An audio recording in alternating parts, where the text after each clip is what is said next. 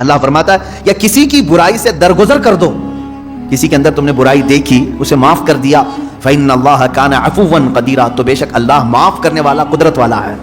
ایک بات یاد رکھیں، معاف کرنا کس کی صفت ہے؟ اللہ کی صفت، آپ سب کو معلوم ہے۔ رحم کرنا کس کی صفت ہے؟ اللہ، وہ رحیم بھی ہے عفو بھی ہے۔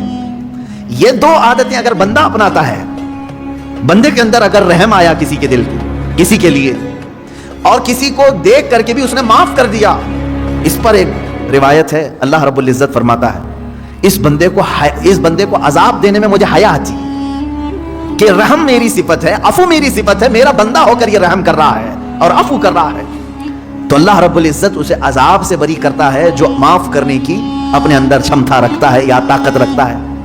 معاف کرنے کا جذبہ جس کے اندر ہے وہ معاف کیا جائے گا۔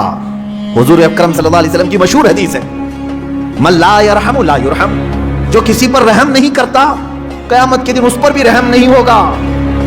یہ سمجھ کر کے چلو، تم پر بھی رحم نہیں کیا جائے گا۔ ہاں، رحم کرنا اور معاف کرنا اگر کسی کی عادت ہے، امید رکھے کہ اللہ بھی اس پر رحم کرے گا اور اسے معاف بھی کرے گا۔ آپ اپنے رب سے اپنے متعلق جیسی امید رکھتے ہیں ویسی بندوں کے ساتھ بھی کریں۔ مثال کے طور پر 100 گناہ ہو گئے میرے، 100 گناہ ہو گئے، اللہ سے تم کیا امید رکھتے ہو؟ اللہ رب العزت سے تمہاری امید یہی ہے کہ میرا مولا مجھے معاف کرے گا، ہے کہ نہیں؟ تم اپنے متعلق تو یہ امید رکھتے ہو، لیکن تمہارے ساتھ جب کسی نے ایک بھی برائی کر دی اور 9 اچھائیاں کیا ہے، 10 میں سے 9 اچھائیاں کیا، ایک برائی کی، تم اس کو معاف کرنے کی طاقت نہیں رکھتے؟ یہ نہیں سوچتے کہ اس کے پاس 9 اچھائیاں تھی میرے ساتھ، ایک برائی ہو گئی ہے، معاف کر دو اس کو۔ تو یہ ایک بات یاد رکھو، تم اپنے رب سے 100 گناہ اپنے معاف کرانے کی امید لے کر بیٹھے ہو اور اپنے بھائی کے ایک گناہ کو معاف کرنا نہیں چاہتے، تو پھر بھول جاؤ تمہیں بھی قیامت کے دن معاف نہیں کیا جائے گا۔ اب ایک حدیث میں سناتا ہوں، معاف کرنے کے متعلق یہاں آئی ہے، اس لیے ہمارے معاملات ہوتے ہیں ایک دوسرے کے، مرنے سے پہلے امت مصطفیٰ کو معاف کر کے مرو، کبھی بھی ہو، بدلے کی بھاونا، انتقام کا جذبہ نہ رہے، اللہ کے حوالے کر دو۔ میرے ساتھ جس نے بھی جو کچھ بھی کیا، اللہ تو منتقم حقیقی ہے، تو ہی دیکھ لے، اپنے معاملات چھوڑ دو اللہ کے اوپر۔ اور رہی بات کسی نے کچھ کیا ہے تو معاف کر دو، جب تم معاف کر کے مرو گے تو ہو سکتا ہے تم نے بھی کسی کو ٹھیس پہنچایا ہوگا، یا زبانی یا ہاتھ سے، کسی بھی طرح سے، ان کے بھی دل زخمی ہوں گے کسی نہ کسی کے۔ اب یہ رب تعالیٰ اپنے ذمہ کرم پر لیتا ہے، ان کے دلوں کو نرم کرتا ہے، وہ بھی تمہیں معاف کر دیتے ہیں جب تم معاف کر کے دنیا سے جاؤ گے۔ میں حدیث بتا رہا تھا، حدیث یہ ہے، 2 بھائیوں میں تکرار ہوئی، جھگڑا ہوا، ایک دوسرے سے دونوں کا کچھ نہ کچھ مباحثہ ہوا، اور تکرار کے بعد دونوں الگ ہوئے جھگڑے کے بعد، لیکن ان میں سے ایک بھائی معافی مانگنے کے لیے آیا دوسرے کے پاس۔ بات یاد رکھیں، حضور پاک صلی اللہ علیہ وسلم فرماتے ہیں 2 جھگڑوں کے بعد اپنے بھائی سے معافی مانگنے میں جو پہل کرے گا وہ قیامت کے دن میرے ساتھ پہل جنت میں جائے گا، وہ جنت میں بھی پہلے ہوگا۔ یہی بات تو حضرت امام حسن اور امام حسین کے درمیان حضرت فاطمہ نے کہا تھا، دونوں چھوٹی عمر کے تھے، 6 سال یا 5 سال، دونوں میں کچھ تکرار ہوئی، بچپنے کی بات، لڑ کر کے آئے سیدہ زہرا سلام اللہ علیہا کے پاس۔ آپ کے پاس جیسی آئے تو انہوں نے کہا، ایک جملہ یہ کہا، بیٹا مجھے معلوم نہیں کس کی غلطی ہے کس کی خطا ہے۔ ماں فاطمہ تو زہرا رضی اللہ تعالیٰ عنہا فرما رہی ہیں، مجھے یہ نہیں معلوم، لیکن ایک بات یاد رکھ لو کہ دونوں کے تکرار سے، دونوں کے جھگڑوں سے کہیں اللہ دونوں سے ناراض نہ ہو جائے، دونوں رونے لگے، کچھ بھی ہو جائے لیکن مولا ہمارا نہ روٹھے۔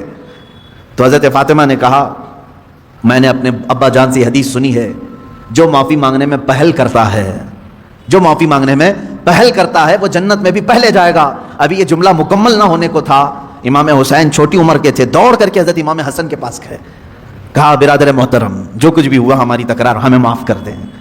اب دوسرے بھائی کا کیا مقام ہے یہ بھی حدیث پاک سے سن لیں، معاف کر دیا تو خیر ہے، تم نے معاف کر دیا، کوئی تم سے معافی مانگنے کے لیے آیا معاف کر دیا۔ آج بہت سارے ڈھیٹ لوگ بیٹھے ہوئے ہیں، بہن آئی ہے منانے کے لیے بھائی کو، نہیں مانتا میں، چل تو نے میرے ساتھ ایسا کیا ویسا کیا، پرانی باتیں یاد کی۔ بھائی آیا ہے اس کے گھر میں شادی ہے، چلو بھیا آ جاؤ، نہیں، پرانے گڑے مردے نکال کر کے بھائی کو رخصت کر دیا، ہم تجھے معاف نہیں کریں گے، زندگی بھر معاف نہیں کریں گے۔ وہ لوگ بھی سن لیں، تمہاری ذمہ داری تھی معافی مانگنے کی، تم معافی مانگ لیے، بہت اچھا کیے، کیونکہ پہلے جنت میں جاؤ گے۔ اب جس کے پاس گئے تھے معافی مانگنے کے لیے اس نے نہیں معاف کیا، میرے آقا صلی اللہ علیہ وسلم کی حدیث ہے، حضور فرماتے ہیں کل قیامت کے دن وہ میری شفاعت کے قریب بھی نہ آئے۔ حضور نے فرمایا میری شفاعت کے قریب نہ آئے جو اپنے بھائی کو معاف نہیں کرنا چاہتا۔ تم سے اگر تمہارا بھائی منانے کے لیے آ گیا, تمہاری بہن آ گئی, تمہارا پڑوسی آ گیا, تمہارا رشتہ دار آ گیا, تو پہلی بات تو یہ سوچ لو کہ وہ بازی مار لے گیا. معافی تو تمہیں بھی مانگنا چاہیے تھا, پہل میں کیوں نہ کروں, لیکن وہ بازی مار لے گیا, جنت میں پہلے جائے گا. اب اگر تم نے معاف کر دیا تو خیر ہے, نہیں معاف کرا تو کل قیامت کے دن شفاعت رسول سے بھی محروم ہو جاؤ گے. اب رسول اگر شفاعت نہ کریں کس کے پاس جاؤ گے؟ وہاں تو آدم علیہ السلام سے لے کر عیسیٰ علیہ السلام تک ہر کوئی کہہ رہے ہیں اذهبوا الی غیری, جاؤ میرے علاوہ کسی اور کے پاس جاؤ. کس کے پاس جاؤ گے؟ اگر نبی بھی منع کر دیں جاؤ تمہاری شفاعت میرے پاس نہیں.